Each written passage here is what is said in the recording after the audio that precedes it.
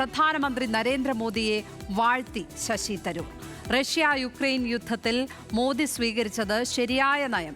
ഒരേ സമയം റഷ്യയ്ക്കും യുക്രൈനും സ്വീകാര്യനായ പ്രധാനമന്ത്രിയാണ് മോദി. മോദിയുടെ നയത്തെ താൻ എതിർത്തത് അബദ്ധമാണെന്നും ഡൽഹിയിൽ നടന്ന റെയ്സിന ഡയലോഗിൽ തരൂർ പറഞ്ഞു. ആ പ്രതികരണത്തിലേക്ക് ആദ്യം.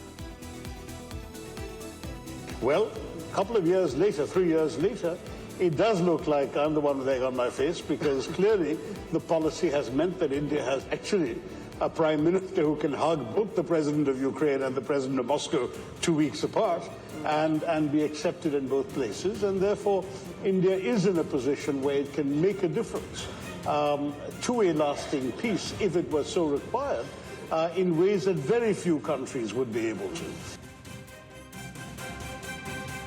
അതേസമയം പ്രസ്താവനയിൽ രാഷ്ട്രീയം കാണരുതെന്നും ഭാരതീയൻ എന്ന നിലയിലാണ് പ്രതികരണം എന്നും തരൂർ അതിനുശേഷം ഈ പ്രതികരണത്തിന് ശേഷം മാധ്യമങ്ങളുടെ ചോദ്യത്തിന് മറുപടിയായി ഡൽഹിയിൽ പറഞ്ഞു.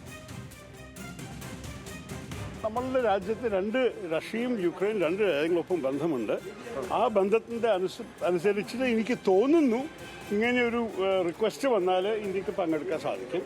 അത് ഞാൻ നേരത്തെ പറഞ്ഞ സ്റ്റാൻഡ് അങ്ങനെ ആയിരുന്നില്ല. കാരണം ഞാനാണ് പറഞ്ഞത് UN ചാർട്ടറും സ്റ്റേറ്റ് സോവറിറ്റിയും ഈ ബോർഡേഴ്സിനെ വയലേറ്റ് ചെയ്തു. ഇതിനൊക്കെ നമ്മൾ റഷ്യയുടെ എതിരെ നിൽക്കുന്നു. അപ്പോൾ റഷ്യയുടെ എതിരെ നിൽക്കാത്ത കാര്യം രണ്ട് ഭാഗത്തും നല്ല സമ്പർക്കമുണ്ട്, അത്രയേ ഉള്ളൂ. ഇത് വലിയൊരു അതിശയമുള്ള കാര്യം. ഞാൻ ഒരു ഭാരതീയനായിട്ട് സംസാരിച്ചൊരു വിഷയമാണ്, പക്ഷെ ഇതിൽ രാഷ്ട്രീയം ഞാൻ കാണുന്നില്ല. ശരത് ലാൽ ഡൽഹിയിൽ നിന്ന് ചേരുകയാണ്. ശരത് ലാൽ, താനൊരു ഭാരതീയനായാണ് സംസാരിച്ചത്, രാഷ്ട്രീയമല്ല സംസാരിച്ചത്, നയതന്ത്രമാണ് പറഞ്ഞത് എന്നാണ് തരൂർ മാധ്യമങ്ങൾക്ക് മുന്നിൽ വിശദീകരിക്കുന്നത്. ഈ നയതന്ത്രം ഇനി കോൺഗ്രസിന് മനസ്സിലാകുമോ എന്നുള്ളതേ അറിയാനുള്ളൂ.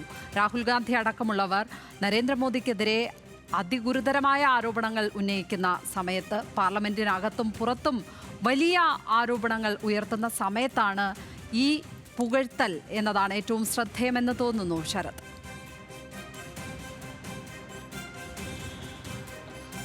ലക്ഷ്മി പൽമ, താങ്കൾ പറഞ്ഞത് ശരിയാണ്. ഇത്തരത്തിലുള്ളൊരു അവസരത്തിലാണ് ഇപ്പോൾ, കാരണം ഇന്നലെയും നരേന്ദ്രമോദിയുടെ പ്രസ്താവനയോട് പ്രതിഷേധിച്ച് രാഹുൽ ഗാന്ധിയോടൊക്കെയുള്ള പ്രതിപക്ഷം ലോക്സഭയിൽ ബഹിഷ്കരിക്കും, ബഹളമുണ്ടാക്കി ലോക്സഭ നിർത്തിവെക്കുക ചെയ്തതാണ്.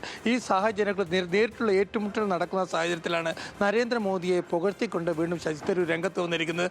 അദ്ദേഹത്തിൻ്റെ വാക്കുകൾ തന്നെ നമുക്ക് താൻ നേരത്തെ പറഞ്ഞതല്ല, താൻ ഇന്നലെ പറഞ്ഞതിൽ ഫിക്കിയുടെ ഇന്നലെ പറഞ്ഞ റൈസിന ഡയലോഗിൽ പറഞ്ഞതിൽ ഉറച്ചു നിൽക്കുന്നു എന്ന് തന്നെയാണ് ഈ വാക്കുകളിൽ നമുക്ക് മനസ്സിലാക്കാൻ കഴിയുന്നത്.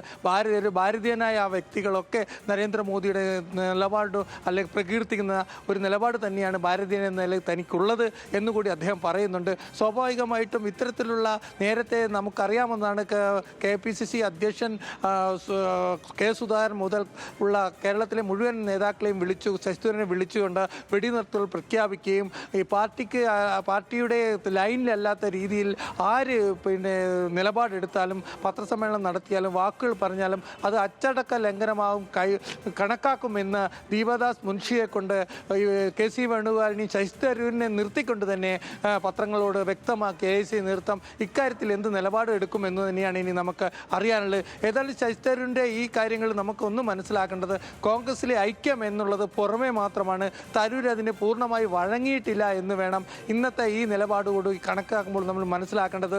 ഏതായാലും നരേന്ദ്രമോദിയെ പുകഴ്ത്തുകയും അതിൽ ഉറച്ചു നിൽക്കുകയും ചെയ്യുന്ന ഒരു നിലപാട് തന്നെയാണ് ശശി തരൂർ ഇന്നും ആവർത്തിച്ചിരിക്കുന്നത്.